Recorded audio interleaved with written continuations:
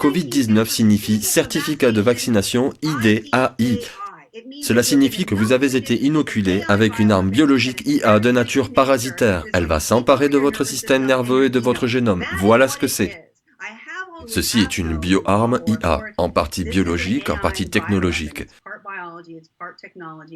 Elle est conçue pour détourner le génome humain et pour être utilisée pour expérimenter sur les humains et peut également être utilisée pour les exterminer. Et nous nous promenons en l'appelant un vaccin. Il y a une technologie de pointe appelée QDOT.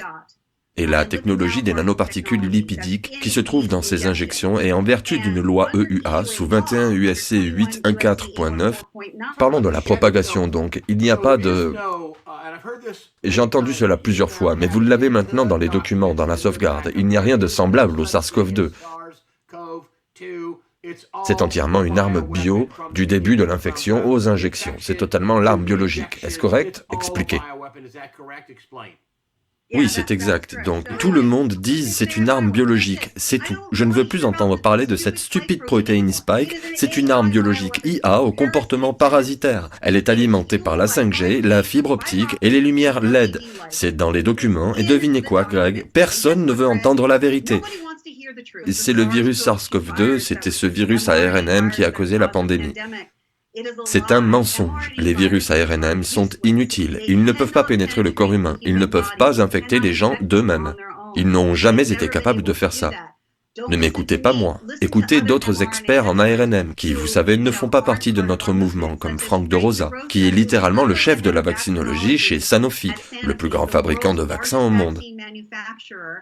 Et il est également en charge de l'ARNM, et je lis les publications que l'industrie lit, n'est-ce pas? Ce n'est pas ce que les médias mainstream couvrent, et il parle au sujet de l'absolue inutilité de l'ARNM. Frank de Rosa a dit, les gens avaient l'habitude de dire que si vous regardiez l'ARNM un peu trop de travers, il s'effondrait. Il ne peut pas infecter les humains.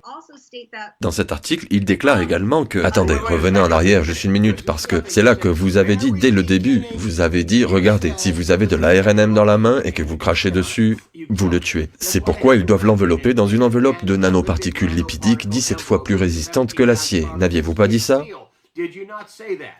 Je l'ai bien dit. Oui, vous l'avez dit.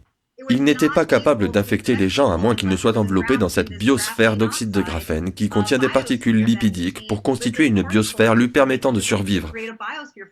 Also da gibt es einen Professor von der Universität Almeria, das ist Professor Dr.